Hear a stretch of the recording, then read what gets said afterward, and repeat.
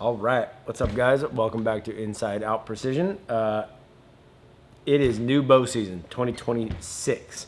I want to preface this by saying I appreciate those of you who have reached out and wondered where the hell I've been. It's been kind of a wild 2 years.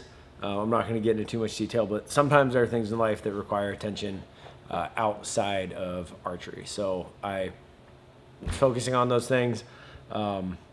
The shop is running great. Everything is good. So I appreciate you guys. Like I said, sometimes I had to take a step back, and focus on things that that are important in life.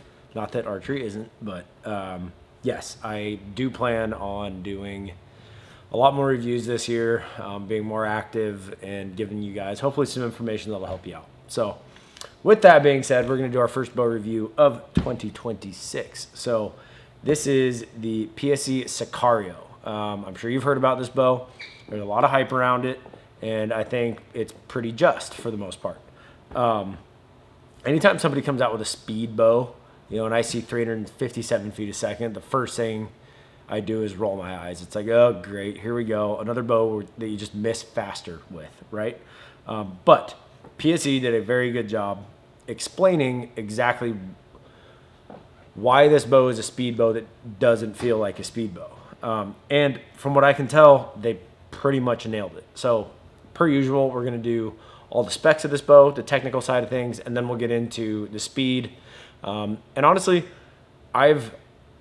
we've had this bow for about a week and a half, and I've been shooting it on and off. Now, granted, it's right-handed, but at this point, I've shot so many right-handed bows, I can still get a pretty good sense for the way a bow aims and feels and shoots. So I'm going to kind of give you my take on it. And then like I said, we'll do all the speeds per usual.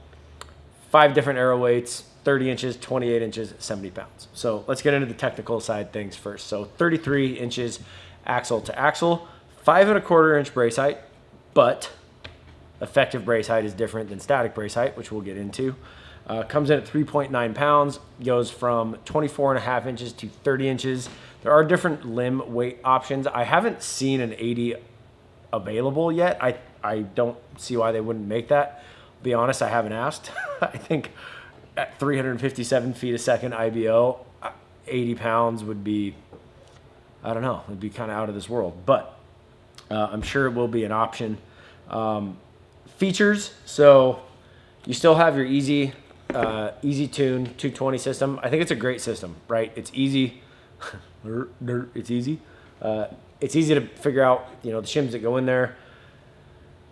It's quick. I don't need to pull the axles on the bow. Seems to work really, really well. This is their new FDS cam, so full draw stability. In the past, like last year, they have said that the bow itself has the FDS. That was a feature, was the FDS. They didn't do a great job of explaining what that exactly meant to the consumer. So today I'm going to kind of break that down for you. One thing, so last year the draw stops, you could go from a 90 to an 80% let off. So 90, 85, 80. This year it's actually 85, 80, 75. I feel like this bow would be kind of a beast at 75% let off, but maybe if you're only shooting 60 pounds or something like that, you might really like it. You've still got your dual split yokes. You can micro tune using this harness here. So, for example, like let's say I'm a 3/8 of an inch tail right through paper, and I shim one cam to the right. Now I'm 3/8 of an inch left. I can just add twists, a half twist or one twist to the top and bottom left or right yoke and tune that out of it. So very adjustable. You've got your standard stabilizer mount, your lower stabilizer mount. You can add a back bar mount down here. It's not quite as low as on some other bows, but still a good option. Multiple sight mounting holes for your standard mount. You also have your Picatinny rail. So you've got all the, integrated rest mount. So you've got all the options, right, for mounting, which seems to be something that people are really into these days. Personally, I don't really care where my sight mounts. It doesn't affect the balance of the bow, but it is a feature that people look for. So it's got all the features, quote unquote. So let's get into what this FDS thing is all about. So there's 2 different kinds of brace height, right? You have your static brace height, which is when the bow is at rest like this, and that is the distance from the grip to the string. Your effective brace height is when the bow is at full draw. And if you were to take, when the bow is at full draw, if you were to take, a stick and measure from where the string comes off the cam on the top cam to where the string comes off on the bottom cam and measure from that to the grip, that is your effective brace height. Now that is what truly makes a bow more or less forgiving. Now, generally speaking, the higher the static brace height at rest like this is, the higher the effective brace height will be. That is why a bow with a higher brace height generally is more forgiving. What PSE has done with this cam system is designed it so that even though this is a 5¼ inch static brace height, it has a 6½ inch effective brace height. Now for comparison, the Matthews Lift 29½, which very popular bow, that has a 6-inch static brace height and also has a 6½ inch effective brace height. So it only increases by about 1/2 inch. This bow with a 5¼ inch brace height, you're getting an 1¼ inch more effective brace height than what the static brace height, effective brace height than what the static brace height is. So you get a bow that is equally as forgiving, but has a longer power stroke, thus creating more speed. All of this cam system and riser design is to give the shooter more forgiveness, meaning it will take more tension at full draw to torque this bow. Again, generally speaking, the more reflex a riser has and the shorter the brace height, the easier it is to torque that bow. But PSE has come up with a way to kind of offset that stereotype by creating a cam system that at full draw makes the bow harder to torque even though it's a short brace height. So I have actually found this to be true. Josh Jones, or MFJJ, or Podium Archer, whatever you want to call him, he came up with this cool device this year on his videos where he's actually able to measure the amount of pressure it takes to torque the bow a certain amount. I would encourage you to go over to his videos and watch them. It's a work in progress, right? Like there's only a few bows out that he's been able to test, but it's cool to see the difference. Some bows only take like 2 or 3 ounces to move them. Other bows take 1.5 pounds to move them.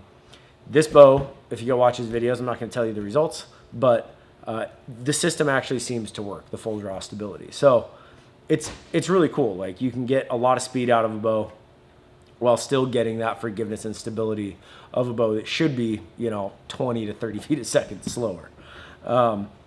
When I saw the speeds on this, I thought, yeah, BS. Like I've seen so many bows over the years that claim 360 feet a second and they come in at like 348. This bow is actually pretty much right on par with what it says. So we're going to get into the speeds here. At 30 inches, 70 pounds. 525 grain arrow was 294. Now, for reference, I shoot the Hoyt RX9 Ultra at this time. I have that bow at 82 pounds, 30½ inch draw, and my arrow is like 530 grains. Generally, 3 grains equals 1 feet per second. So I should only, that's a couple feet per second. I'm shooting like 292. So I'm 10 pounds heavier with a 1/2 inch longer draw length, and I'm only 2 feet a second slower than a bow at 70 pounds with a 5 grain lighter arrow. That's insane. At a 482 grain arrow, we're at 310. Now at 30 inches and 70 pounds, a 482 grain arrow is a very, very close to like a build that we would make for a lot of guys here. Whether it's a 4 mil or a 5 mil, 75 grains up front, 100 or 125 grain broadhead. You're going to be, most guys end up somewhere in that like, 465 to 490 range. So 310 feet a second. I mean, that's literally probably 18, 20 feet a second faster than most other bows with that same arrow. A 430 grain arrow, 324 feet a second. 400 grain arrow, 337. And then as light as I could get the arrow that I have is 351 grains, and it was averaged out at 353. That is insane. Now, when they do these tests, there's no speed buttons on the string. There's no D-loop. So I would guess if I took all that stuff off and shot that same arrow, it would come out at that 357, 356 speed. So they've actually achieved the speeds that they are claiming. And I think this bow actually is fairly forgiving for what it is. So then we shortened the draw length, went to 28 inches. That 525 grain arrow at 28 inches was 273 feet a second. 482 was 284. 430 grain was 298. 400 grain was 310. And 350 grain, 51 grain arrow was 327 feet a second. Now, again, going back to like average specs, a guy at 28 inches, 70 pounds, you know, let's say he's shooting a 28.5 inch arrow, probably going to be in a 300 spine.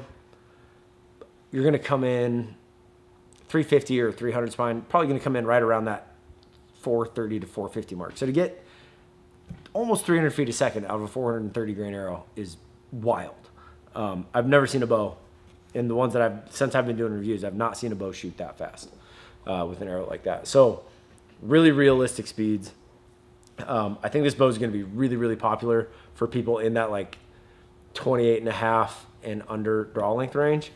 And honestly, even at 30 inches, at, you know, the string angle is not bad. Some other bows, like the Matthews Lift, for example, there's a lot of throw in that limb, and the string angle seems more severe, even though it's a 33-inch bow. This bow's still really comfortable at 30 inches. I think it's just an impressive bow. Now, when it comes to the feel of the bow, which is, let's be real, most people buy a bow off of how the bow feels. If you watch my videos in the past, first and foremost, I care about how a bow aims, the draw cycle of the bow, and, you know, maybe like the grip or something like that. But even the grip, like, you can alter that and pretty much do whatever you want with it. This bow does have quite a bit of feedback after the shot. And what I mean by feedback is you feel it in your hand. Now, it's not a vibration, it's not rattling, but it wants to move forward towards the target. Now, a lot of that is due to these kind of more forward-facing limbs. You've got a 3.9 pound bow shooting 357 feet a second. You can't get a bow that's dead in the hand and achieve those speeds. So when people say, oh, it's got so much vibration, I don't like it. It's like, well, I mean, what do you expect? You know, it's like asking a dragster to drive like a Honda Civic. Like, it's not going to do it. When you put a stabilizer on it, so this is just a 12-inch Conquest stabilizer, cut it in half. When you put a sight and a quiver on it, probably cuts it down by another third. When everything is said and done, when it's supposed to set up how you're going to shoot it, the vibration or the feedback is really not bad at all. And quite frankly, by the time your brain even registers that feedback, that arrow's already 2 or 3 feet off the bow, and it has zero bearing and zero effect on the accuracy of this bow. I'm really impressed by this cam system. In fact, I've even heard some of our other reps come in and be like, man, PSE pretty much freaking nailed it with that cam system. So I would highly encourage you to come down and shoot this. I think it's one of those bows that kind of breaks the mold, right, of a speed bow, where it gets rid of the stereotypes of a speed bow where it's just fast and loud and annoying. It's quiet. It's a quiet bow. So definitely come down and shoot one of these. If you're local, we're here at Hunt G4. I don't know if a lot of people still know, but I moved on from the bow rack a couple years ago. We're here at Hunt G4 in North Plains, Oregon. I'll put a link to the website. We have dang near everything on the website that we sell. It's kind of been a work in progress. I encourage you to buy from your local pro shop, but if you see something in one of these reviews and you like the channel and want to support the shop that I work at, feel free to either give us a call or hit the website. If you don't see something on there and you wonder if we have it, like I said, just feel free to give us a call. Man, it's been a while since I've done the outro or the tagline, but I really appreciate you guys watching today. Hopefully this gave you a little more info than you might get off the website. And yeah, hit that like and subscribe button. Really helps us out. And as always, remember, precision is the decision. Keep them in the middle. I'll see you at the range.